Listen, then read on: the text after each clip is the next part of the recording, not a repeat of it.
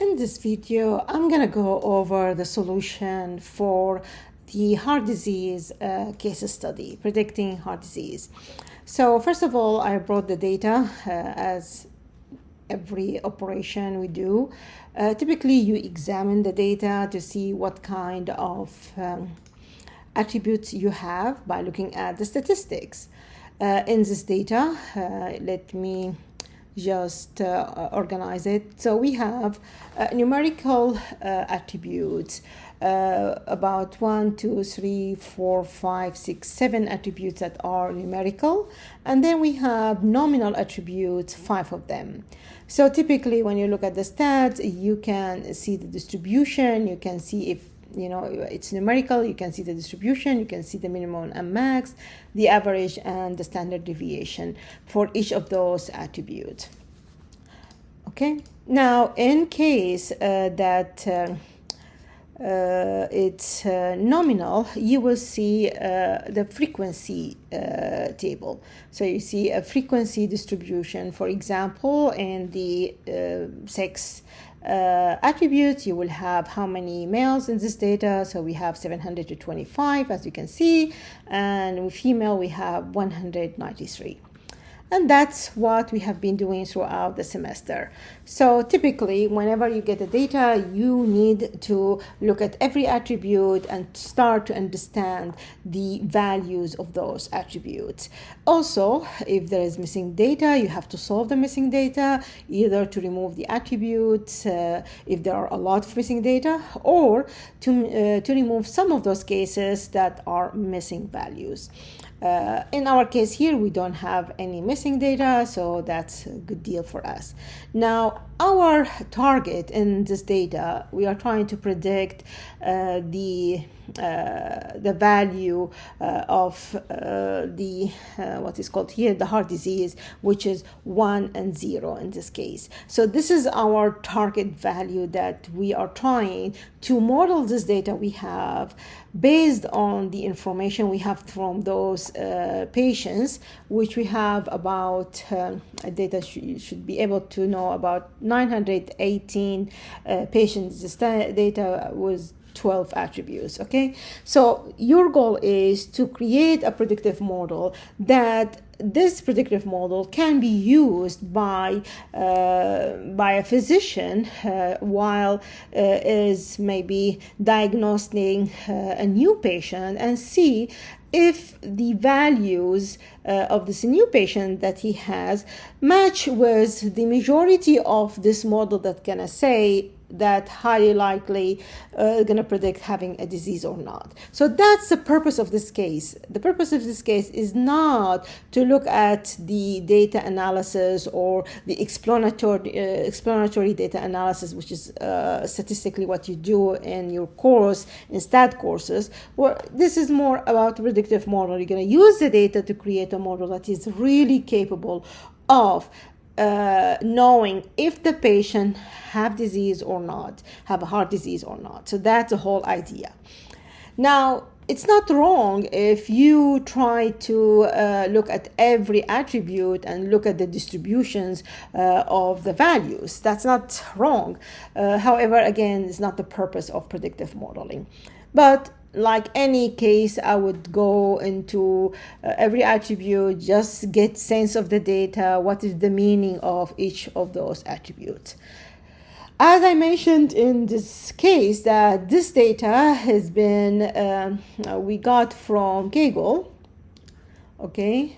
So the input of this data, the predicting the case, okay, the predictive heart failure predicting data set, that's our set here that we are using. And it is very important before you start is to get sense of the meaning of those attributes inside the data. In this way, you can really understand what is the meaning of every attribute available in this data. Now, I will not say that also not to do, but also I would say why not even looking at some solutions, some coding solution other students put in Kaggle that will not harm your project in future. I will look at see how people approach this case, and if some of them used predictive modeling, what kind of result they come up with, then compare it to what I come up with my predictive modeling with RapidMiner. Okay, so typically what you do, you get those 12 attributes and you start understanding the meaning of each one of the attributes, those attributes. So the age, just numeric by years. The sex, you have two values, M represent the male and F represent the female. So it is, as we can see here, it's nominal, so we have to convert it in order for us to numerical, in order for us to create the model.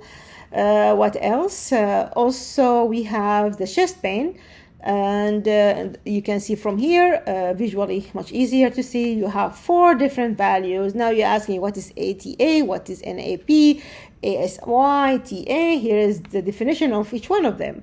So that's a good way just to get into understanding the case. So TA is typical angina. What else? Non-anginal pain, and etc. So you have the definition of each one of them, so you can build your case accordingly. Now the resting BPE, the blood pressure, so resting of the blood pressure over here, so we can, it's an integer, so we can see the histogram in that case, and it represents the resting blood pressure in this data. What else? We have the cholesterol, also we have it as integer, highly likely, just a value that range from 0 to 603. So some of them 0 here. If we have a lot of zeros, I would say this is wrong. Should be wrong number. So something to investigate as well. What else? Now, beside that, you have the fasting of the blood sugar, and it is 1 if the value is bigger than 120, and it's 0 otherwise. So that's something else, so you know the meaning of it. The resting ECG, which is the resting electrocardiogram results, if it's normal. So again, you have a couple of values here. You can open visualization and see the distribution and the value of each one of these, etc. So that's how you start just understanding the values that you have. Maximum, the maximum heart rate. So it's numerical value between 60 and 202. What else? You have the exercise angina, which is exercise induced angina. Yes, Y for yes and N for no. Again, so something to know about what Y means and what the no means in this data. Beside that, you have the old peak, and here we have the value that is distributed from minus 2.6 to maximum 6.2. Numerical value that measure the depression. Okay, so that's something else you have. If you want to look at more, you might Google it a little bit, understand better the meaning of the value, where it is at risk, and which range that considered high risk. The ST slope, which is the peak exercise ST segment, up sloping, you have the flat, you have the down sloping. Again, those are values, highly likely, historically, are some type of attributes that indicate to some type of heart disease. Again, what else?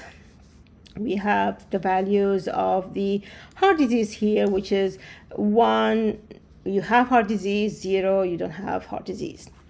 Now, what I would advise at this point, since I know what is my target value, what is my Y, which is the heart disease, I'm going to convert it from 0, 1 to nominal, because this is a classification problem, yes, no problem. You will need to have the Y to be nominal, so your logistic regression model know that is this numerical value 0 and 1 is not really numerical. This is just a categorical represented by 0, meaning no heart disease, and 1 by having heart disease. So I will start with that first. So let me enable this and add it to my. Okay, so all I did here, no, I don't want all the attribute. I have a single attribute, and that is will be the this is the opposite, sorry, just a second, not this one. We can use that later on.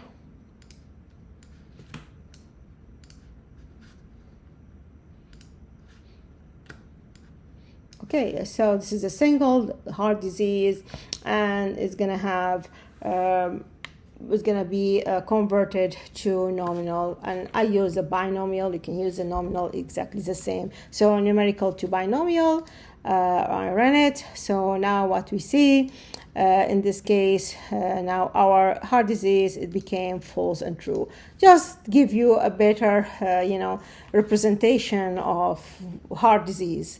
Does someone have heart disease? True, or doesn't have heart disease? False.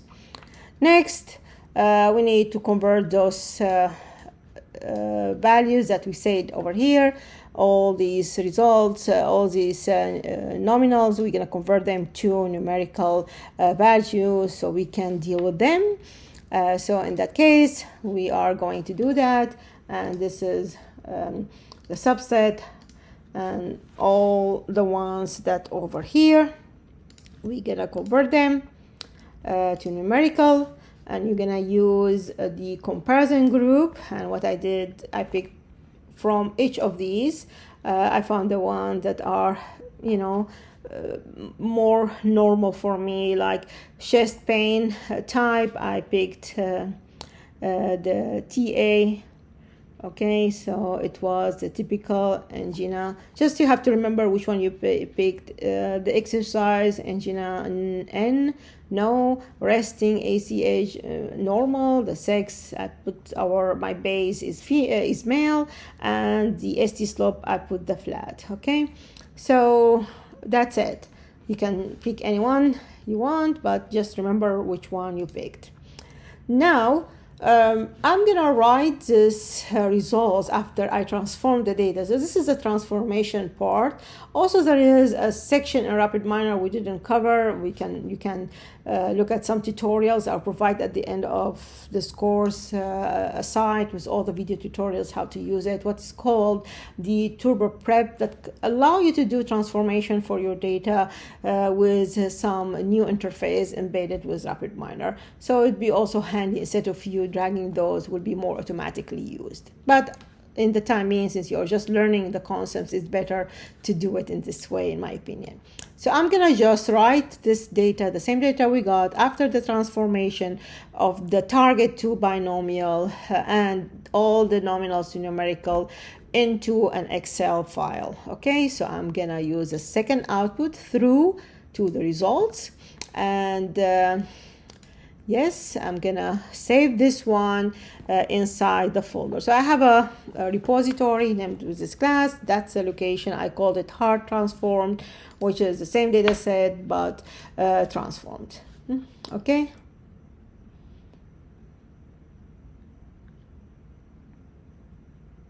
Yes, a subset here. I don't need the heart disease. That's wrong. Yes. So that's it. So we copied and saved this one. You should be able to see the data in your folder. If you don't see it, right click of the location, you can refresh the folder, and you should see this data. Now, something else that I advise students to do in this stage, I'm gonna just disable those for a second. Also, I would like to see the data even before that. Let me disable this section. Also, it's a good habit to look at visually, not only, looking at the distribution, if the numerical value and the frequency bars, if it is a categorical value. Also, it's a good habit to look at the what is called the scatter matrix, which will show you some type of relationships in your data. I need to do a little bit here before moving this. Let me run. So this will bring the original data that I did not do any transformation to it. So I have those still real and integer. I can see them over here. Now in the results, I should be able to get some reflection of these values.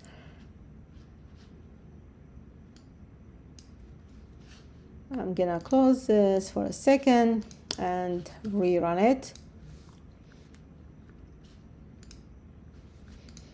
Okay, histogram is only seeing. Okay, now I can just remove the, because I made the changes before. Here I didn't make them yet. So for example, the age, I can see the histogram separately of the age. However, I can also add to it, I can color it and see by sex, for example. So I can do some contrast. You can spend a lot of time on the visualization to understand your data, and that's something available inside RapidMiner to try to contrast those values if you are interested in. What else? If you want not the histograms, but actually you are looking for a frequency, and let's say that I am looking at specific, like let's say the heart disease. So I'm going to look at the heart disease. I'll keep it bar since heart disease now. Okay, I'm going to make another change. I'm going to keep the numerical to binomial, which is my target, the heart disease. I'm going to just keep this one, save and run. Now from the visualization, you see, now you can see the bar of the heart disease. I want to see the heart disease, but as a count, but I want to be colored by the age, for example. Okay, and I want to stack it. Let's do something else here.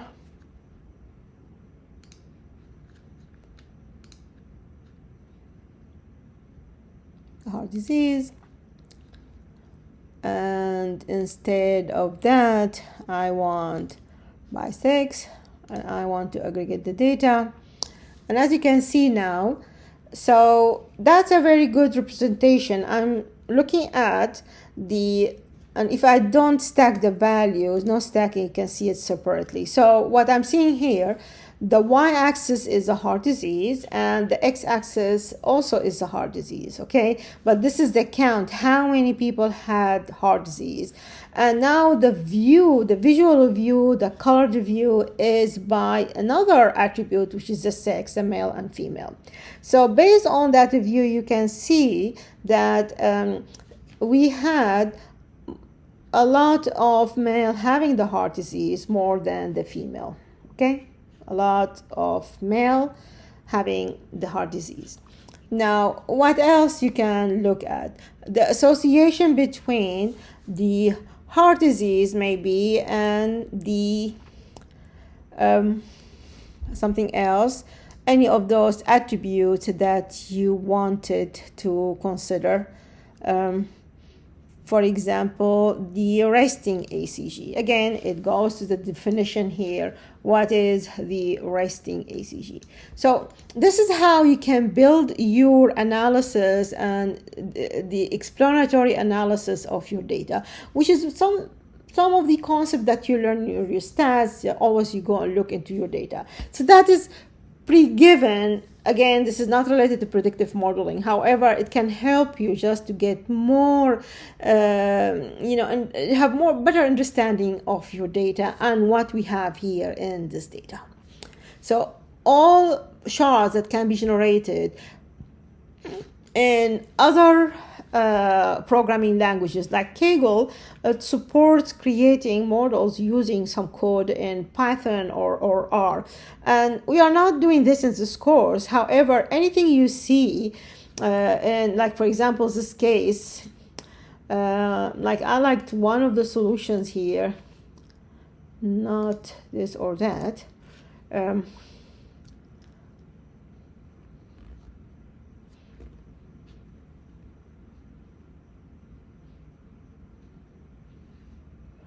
I think maybe this is the one. Not really. So again, as I said, you have some people found a solution. Yeah, I liked this guideline. So this researcher or data analyst or student did this using Python for solving this problem. However, he went with the code, but also he provided step-by-step analysis of this data.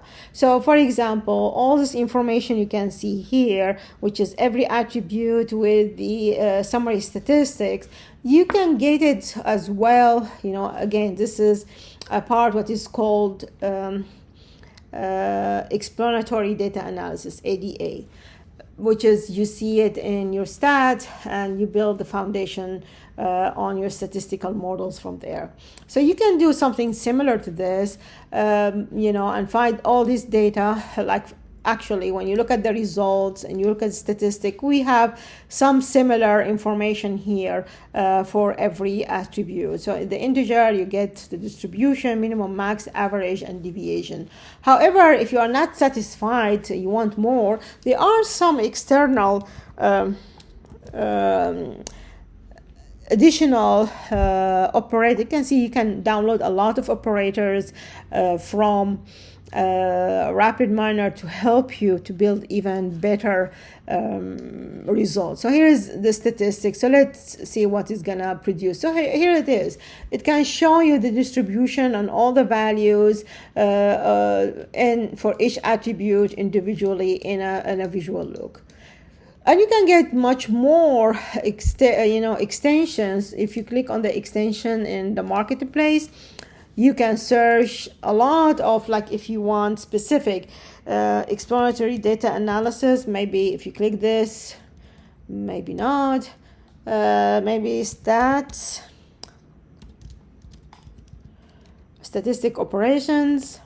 So as you can see, there are plenty. Actually, one of them is available also from Altair. So it can give you more statistical analysis if that's what you want to do in addition. So all you have to do, you click the one you like, you select the installation, you install, and it will ask you typically to restart the RapidMiner. So we'll close and restart, and that operation will be part of your operators over here. Okay. So again, this is one thing that you can do. I'm going to remove this.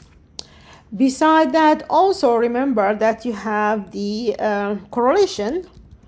You have correlation, you have covariance, you have all these type of statistical analysis tools if you are interested in refreshing your stats and maybe do some type of statistical analysis on the same data. So here you have to remember, you have to also select the matrix outside. So correlation matrix give you the result, and input the examples data and output the same example data. However, also if you want the matrix, you have to select the matrix. Okay. Yes, so let's run. So it gives you the stats. However, you see a lot of question marks here. Let me look at the visualization. That will help. So visualization, I'll go back and explain those question marks. So here how you describe this. So you have 1 and -1. Those are the highest correlation you can get. You cannot get more than 1. So negative or positive doesn't matter. All it means the direction of the correlation. Either if it's 1, if it's in direction of positive value, it means they are correlating together. If one of them goes up, the other one also go up. The minus means one of them go down, the other one go up. So let me explain. For example, heart disease, and so this is a common heart disease, and I have the second heart disease with the age, for example. So the value here is 0.282, which is positive. That means there is an association. The older you get, the higher there is a correlation with the heart disease. The value actually of the age is not that high. 0.28 is not high. Usually you want something bigger than 0.5. And if you don't get that much bigger, then you will have to just explain what you have in your data. So here is small. Here the sex is negative, which means there is a negative association between heart disease and the sex. Okay. With numbers small, 0.3, so I will not even take it under consideration. What else? 0.4 here starting, we should consider that. So for example, heart disease and the value of the attribute maximum heart rate, there is a high correlation. So and it's negative correlation, which means if the maximum heart rate is high, less. So the opposite. So the less heart rate, higher heart disease. This is a correlation. You cannot prove, a correlation doesn't prove that there is really, but you can see there is association between those two attributes, just starting to analyze your data here. Here also the exercise angina, that's why it's one of the attributes was considered. It looks to me it's a candidate here to consider this one, almost 0.5. So there is a correlation between the value of the exercise angina and the heart disease. Now you have to go to dig deeper what the meaning of that specific attribute, and here where you start understanding the data in a good way. Right, you start go back to your values, the meaning of these attributes, if you recall.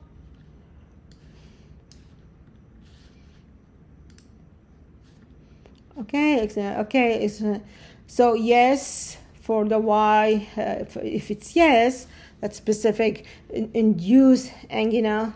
So if it's yes, it means that there is a correlation between it and the heart disease. So again, this is explanatory analysis, which means you are trying just to understand the data on hand and not creating a predictive model that is really capable of helping a physician based on the patient on hand to compare his results on those type of attributes with the data, with the patterns that exist in the data. Okay, and that's a definition. So you start first with your data, you start to explore the data, exploratory data analysis, you summarize, then when you start modeling and you want to go into more detailed modeling and predictive modeling, you spend more time, which is the guideline here, the second one I was mentioning. This is where you start creating what is more detailed. Okay, now also why I said here you see something missing. Also from the pairwise you see question marks, because those are in the time being this data, as you can see, and you might have guessed already, those are categorical, and that's why the matrix only, correlation matrix only understand numerical values. So those do not exist, doesn't know how to deal with it. So if you do the correlation matrix after you convert your data, okay, after you convert your from nominal to numerical and you run it, now you will have a complete correlation matrix, right? And you go back to your matrix and you start looking at each value now, which is more comprehensible here, because now you have the values of each categorical value specifically with the relation to the heart disease. So what I will do, I will look at the heart disease. Here it is here, or if you want to pick it from here, and look at each of those columns. So this is the row that I'm interested in, right? And each one of those represent the value associated with it. So here, minus 0.3, which is, we are saying that if it's female, there is a negative, like if it's female, there is a correlation which is very low. So really you cannot explain it in this, I will not put the gender even over here. Now that could be a value to consider. So if the chest pain type ATA, there is a high correlation with the heart disease, okay, with negative correlation. So if the value of ATA it's going up, the predictability of the heart disease is down. Okay, so that's the one that I will be really concerned about, because you can see a value bigger than 0.5. So also the chest pain with a type ESA, you see a high correlation, positive high correlation, 0.5. Okay, so that would be my first attribute with the value that I will take under consideration, just looking at the data. The same, we saw this before.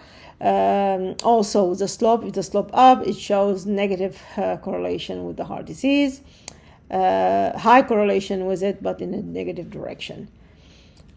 Okay, so that's one way that you can do. Also, you can spend more time looking at each of those attributes and looking at the visualization individually. So from original data, you go to the visualization and you start maybe creating some scatter plot between, let's say,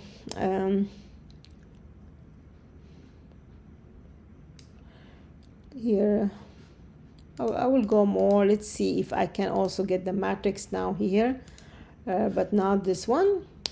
Now we can have, let's say I want all these, since everything is integer.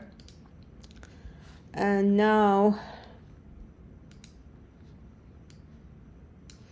for temporary, I'm not going to do anything.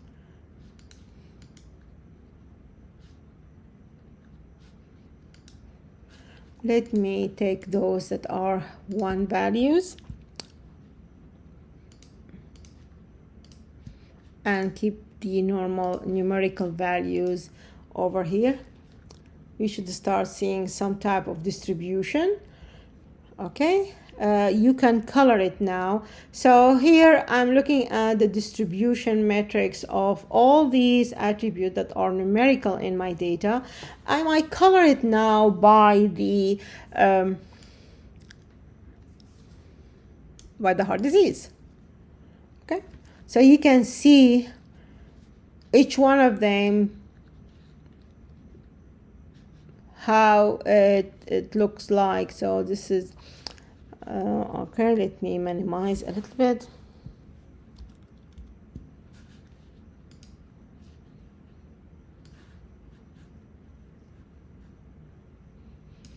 Okay, so for here, for example, you can see the distribution from the maximum heart rate and the age, and we are considering the green is the heart disease is yes, and the blue is not. Okay, so that could be more and looking at those values where they are concentrated. Okay, I don't see a lot of things that make simpler. Yeah,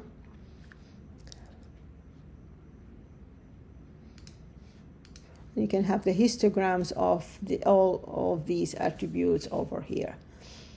Okay, so again, instead of plotting that we saw at the beginning of this video, each one alone, you can see them all at once as a matrix. Okay, so let's go back to what we do here, which is creating a predictive model. So we are going to move to the creating a model. So all I did here, I'm going to delete this for a second. I'm going to bring the data, the one I transformed. So as you recall, in the initial one, what we did here, just remind you.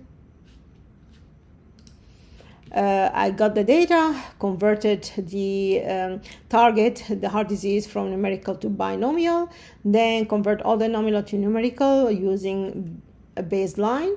You don't need the correlation. What I did before, I'm going to delete this one. Just disable it. What I did, I just wrote the data outside, which is include the conversion of the target as binomial and the nominal to numerical. So we wrote the data outside and we called it as heart transformed Excel file. So now we are moving to the second step, which is just, I'm going to bring the data that we just transformed. So I'm going to import the data that we saved it as in Excel.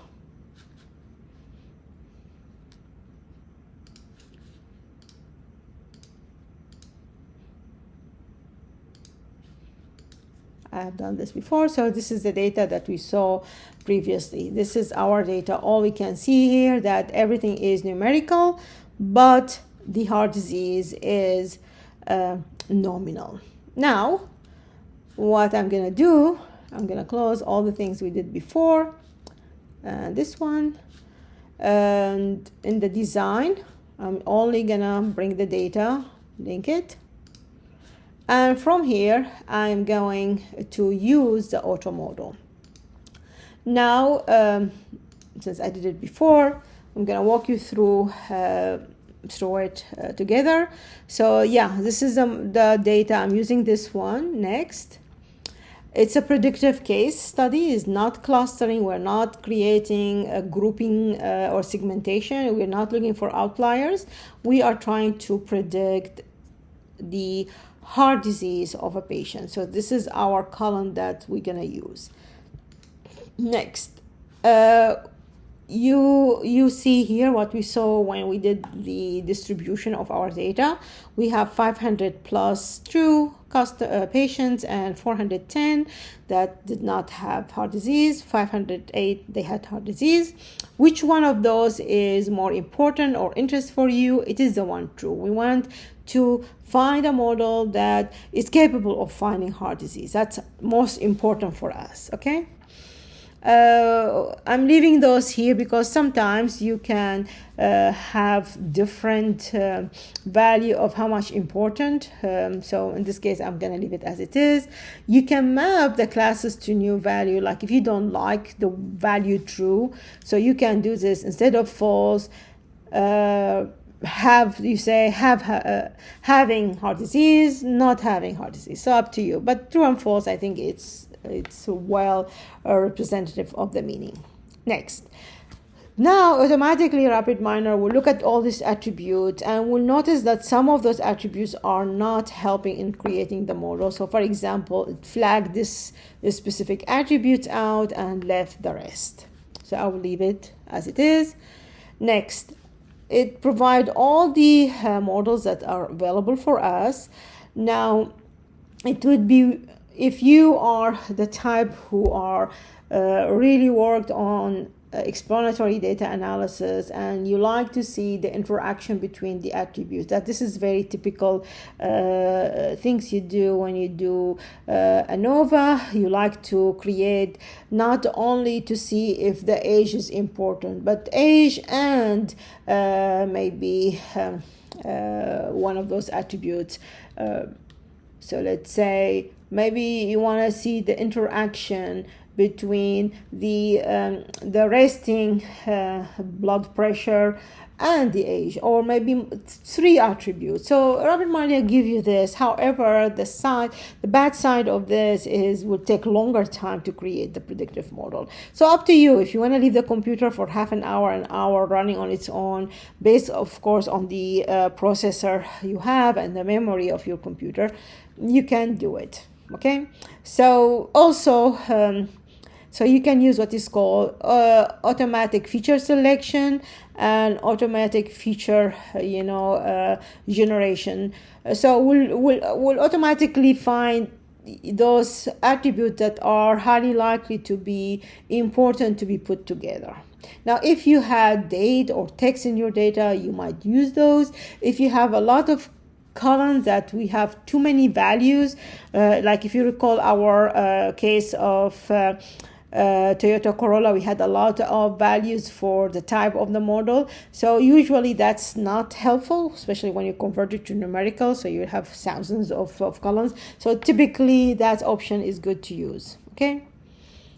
And I have everything here, addition. So we'll add the correlation, everything you are interested in. And you run the model. Now, since I ran it and took time, I am going to show you the results. Okay. So I'm going to go to the design and I save the results. I will show you how you can save the results. Okay. Open the results.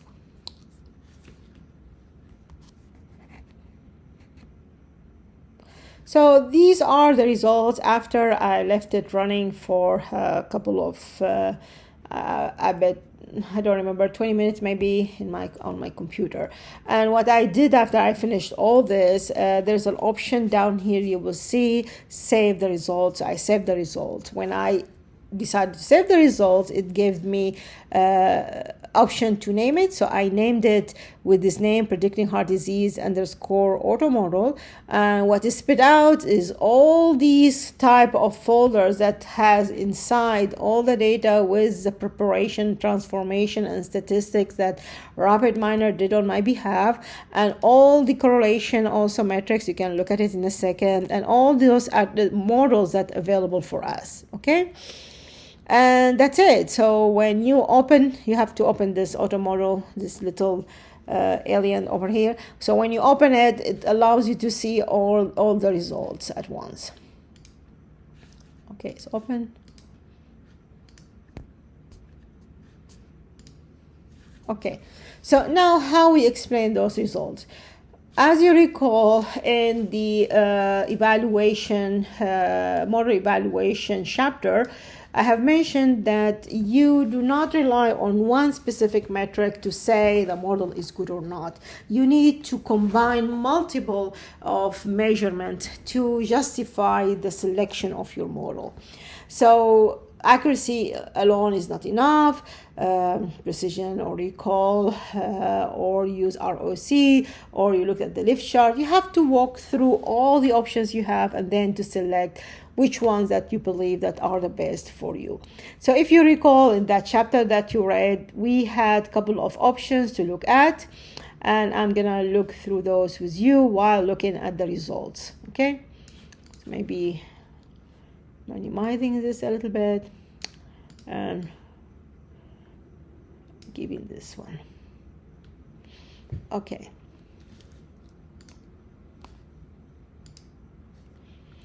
Yeah. Okay. So after the model ran continuously, you have from the left side the accuracy or the classification error, which is just the complement of the accuracy. The accuracy, as you can see here, you want it to be high, like as you want the classification error to be the lowest. You want, which is, as I said, just opposite. So as you can see, the lowest error we got is in naive Bayes. Naive Bayes was the lowest error this model that provided. The accuracy, which is a combination of if you remember the formula of the accuracy, it's a positive, true positive plus true negative over all the rest of your attributes. Here we go. So true positive plus true negative over all the attributes. So this measurement really, it aggregates all the concepts in those 4 different metrics. You might report each one of these, the precision, the recall. The F measure also is considered one of the type that can provide you a mix of all the values, and sensitivity, specificity.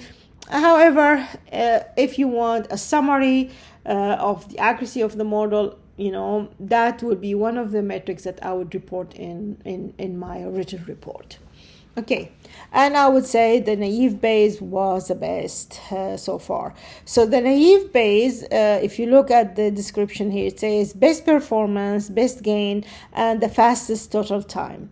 Now, fastest total time is not that important when you have a machine and you are not building something online and you want the result immediately.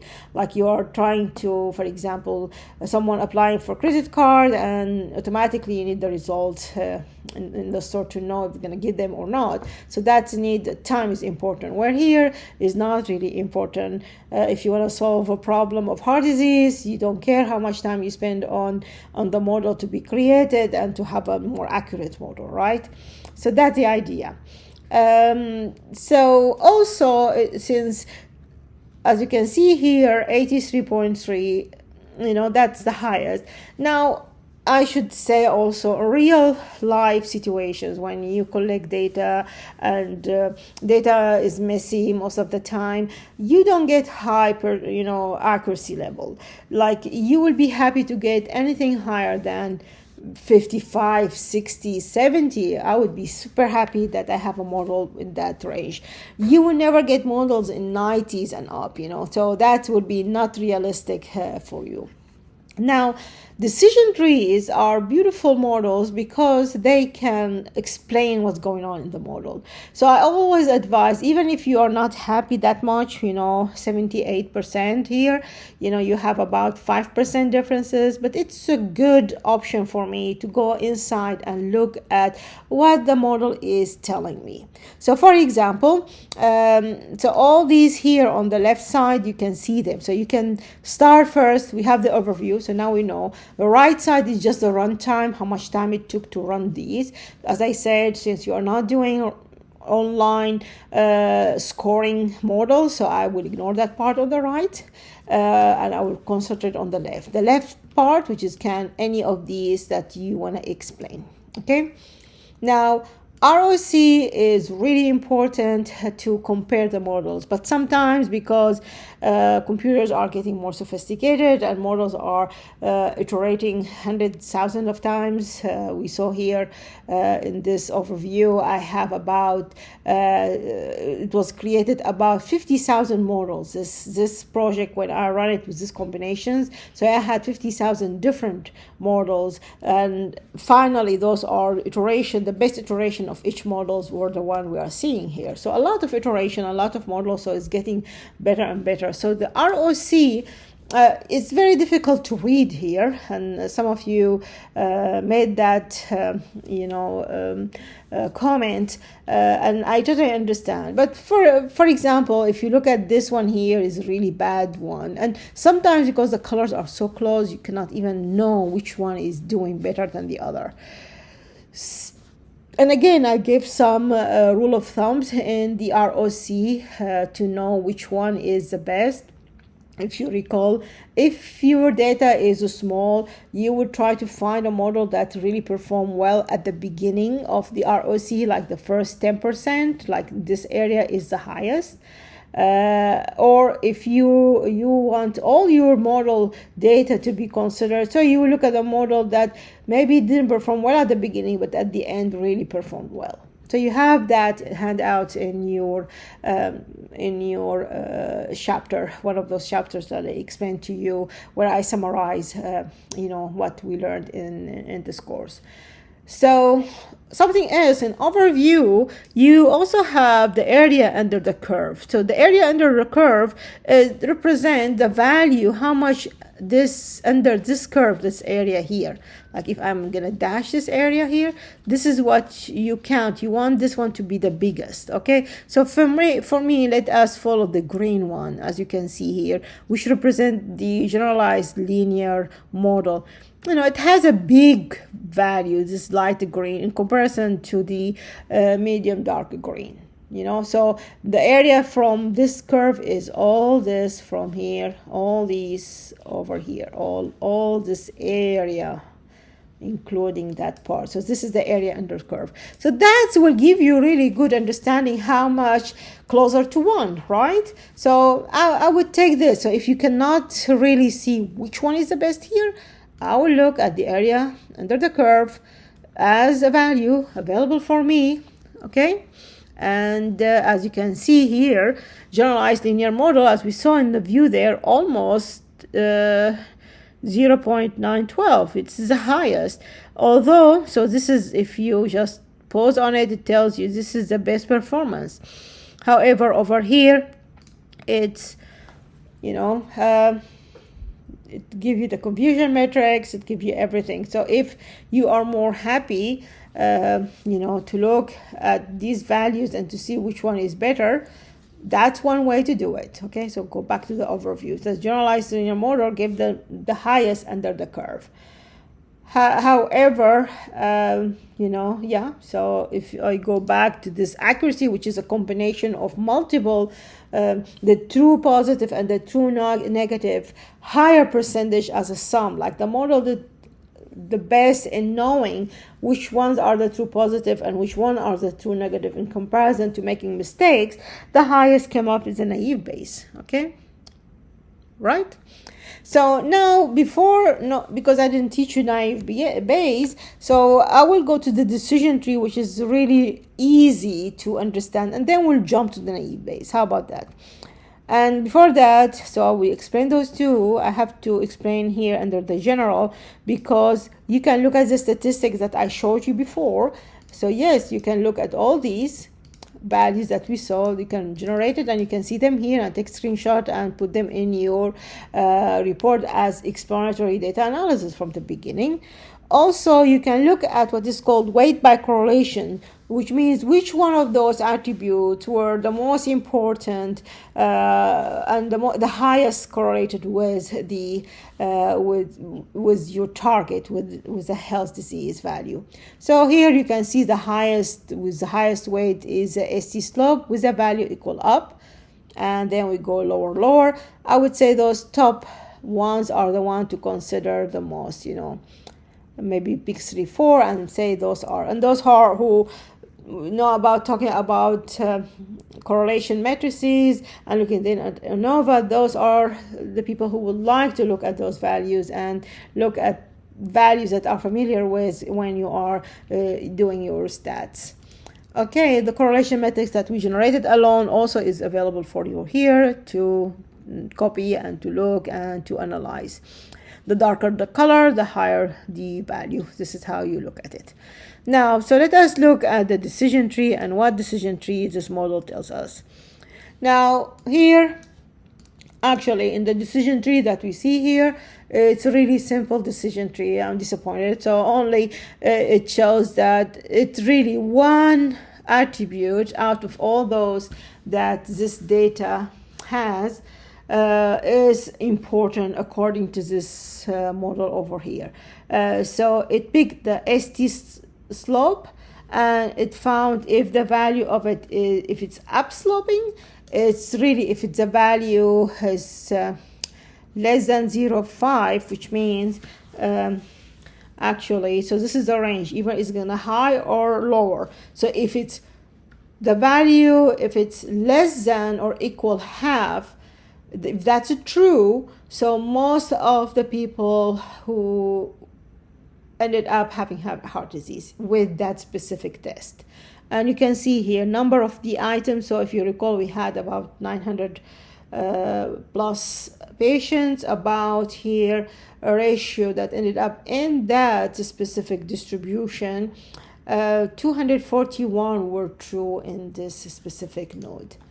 Now, you might take this decision tree okay, and I will show you now in a second, and play with it to get more branches and to get a better model out of it. Okay, as that said, here what you can do with the simulation here, you can start building. So you have this patient, and based on the values that you got from the test, you can change those and see how much the value of the true, if it's, as you can see, is changing left and right. So here is the value, the maximum is getting almost 0.350, okay, the highest value apparently, yeah. Okay, so what else is the performance of the model? It did well somehow. Lift chart, not that high at the beginning. So again, this is not marketing campaign type of project. So here I would be concentrating more about the performance of my model than how much the true positive is important here. It is important, but you know, again, in my definitions here, I would be more interested in a good model, you know, with accuracy 80, between 70 and 80, and then see how it's going to perform and interpret the result that is going to be produced out of it. The feature set, you know, also you can play with that.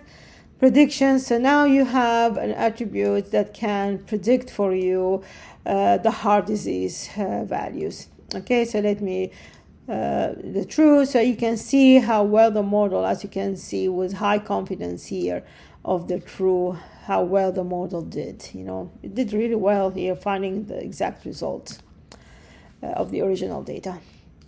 And the production, it ended up in this way. Now, if you want to go to a deeper, since we have gradient boosted tree is an expanded type of a tree, so you might be interested in looking at the tree in this location, which has more values actually here. Again, as you can see, apparently is the ST slope is the most important, then followed by the Chastain type.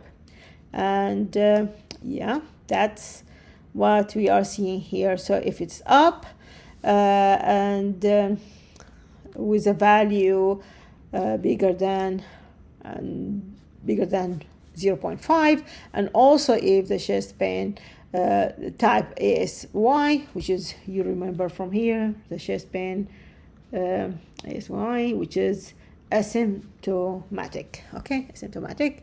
So you start looking at more attributes in your data in this way.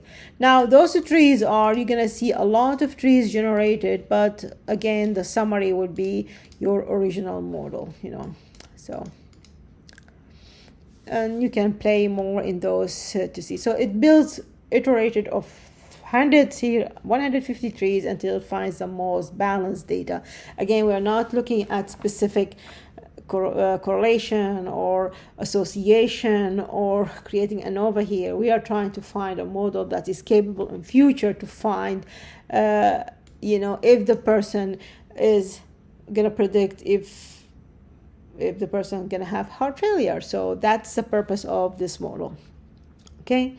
So let us go back to the overview, and from here the naive Bayes that was selected. So that was a model that being selected as the one that is the best for you.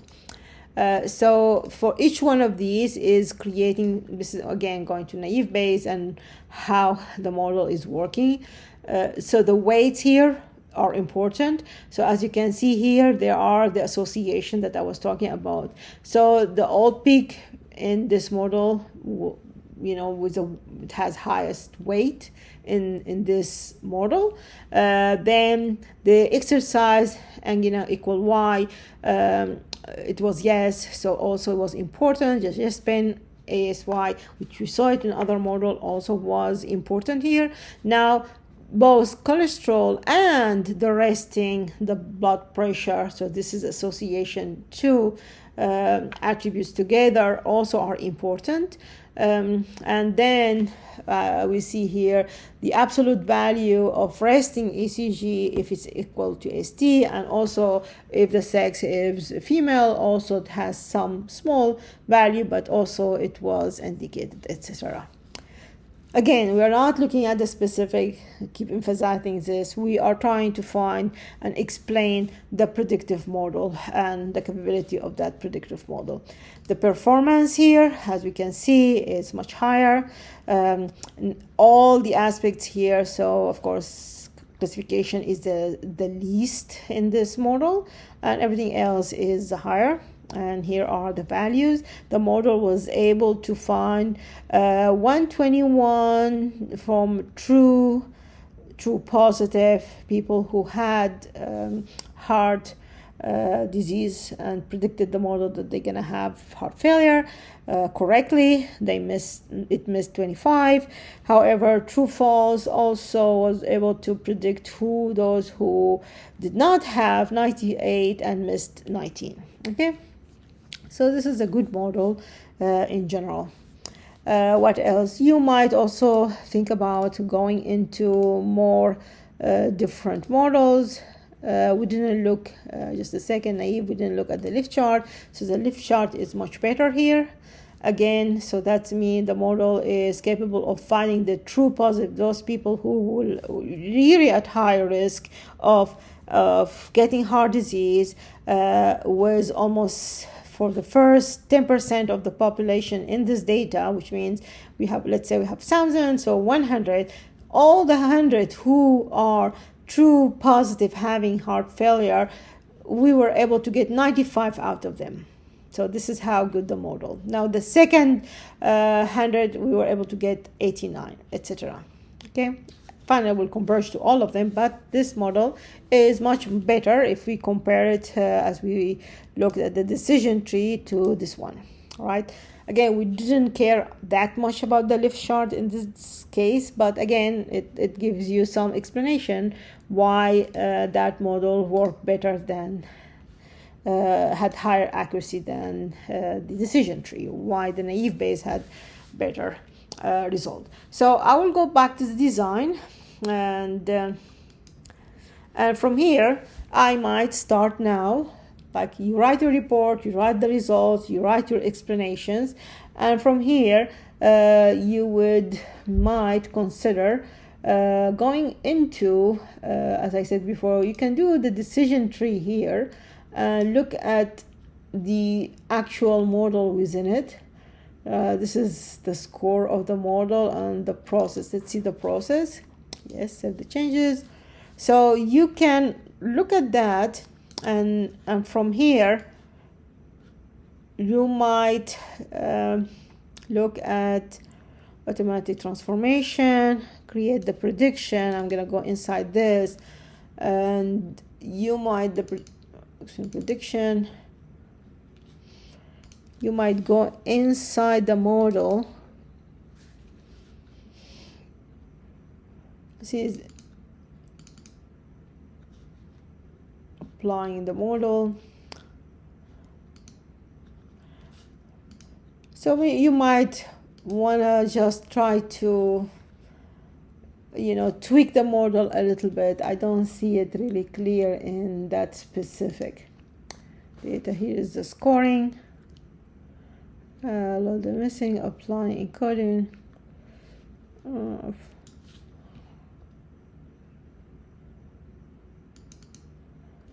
So here we go. So you might want the sample size.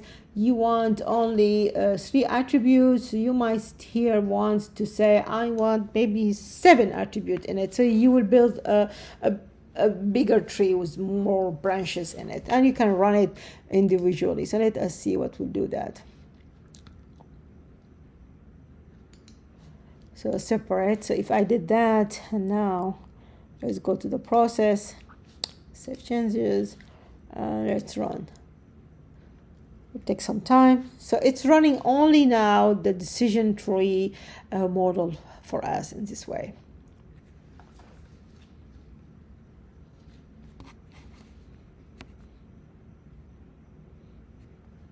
It's still running over here. They take longer time. Again, that's what I'm expecting from you to do, and here it is, it's still working. Now, what I would also say, Gaggle is a good site to look at solutions for other people. So what this student over here did, so this is the correlation matrix. We saw how it looks in RapidMiner. Also, I did heart disease count. We saw that. We did the stackable of each count. We saw how we can do this. Again, this is ADA. We saw the histogram, a little bit different there, just to give you understanding between, the attributes and the way they look. Now, what else? You can do boxer plot as well, and again, this is DA and data processing, whereas now we are looking at the predictive model. So what he did over here, also handling categorical data, so converted to numerical, that's similar to what we did. And now it's talking about iteration of cross-validation. We saw how the cross-validation is automatically in auto model. We learned how to do it by hand, but also that could be a way of using it. So you explaining logistic regression, naive Bayes, how to do it, or vector space. So the results they come up is, for example, here, in some of those results, we can see 73 the accuracy, fifth iteration, keep continue until it converge, it takes the average of all those folds. So this is where it comes to the predictive model. It's a repetitive key nearest neighbor. So it used multiple type of the decision tree. It had more complicated decision tree here in their case. Again, the precision in that model 78 also feature importance. We saw similar results over there in our data. And yeah, exactly, very similar. So reporting all those results that you had. And also he is providing, so this is the one who created this in Python, providing those notebooks in Python just in case after you finish this course and you like to play with some coding, that will be a good start for you. So that's it for this case. It seems it's going to take much longer, still running. Let's go to the auto model over here. Yeah, for me, that would be a really good way to finish this case, reporting, the values of each of those attributes, and then summarizing by selecting the specific model that you felt more confident to use. And now if you have a sample case, you can use it to score on it, So technically, if you go back to the design and you wanted the naive Bayes in this case, so let us, maybe I'm going to stop this, the naive Bayes.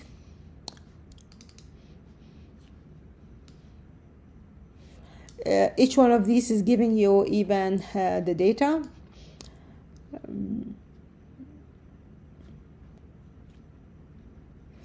You can see the lift chart that we saw it inside. You can see it individual here. If you don't want to run the whole model and start from the beginning. Okay, what else? You can see the performance that was generated here. Okay, and that was almost 83. For the accuracy, the under curve value, you can see about 0.895, almost 0.9. So it's a good value. Okay, so that's the red one. They call it, this is the optimistic, the pessimistic. So this is the area that we usually consider. You can see the description of it if you want the notes. What else? Let's go back to the design. The whole process of the naive Bayes. Yes. Will take time to load.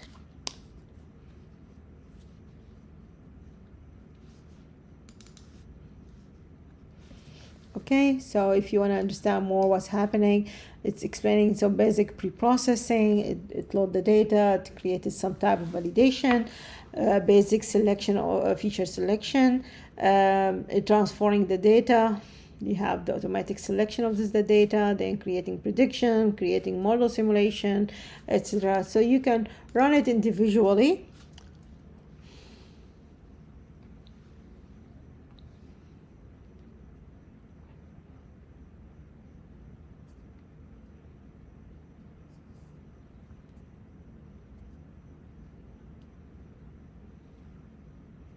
It will take some time, of course, but will give you exactly the same result we saw, but this is individual. So now it's up to you if you want to tweak it. It's keep running, it's 30%. You can tweak the separated model that you selected for yourself, that this is your model, and you can then create an app actually through RapidMiner, publish it on the cloud, and share it actually with physicians to use your model. Yeah, so that's the whole idea.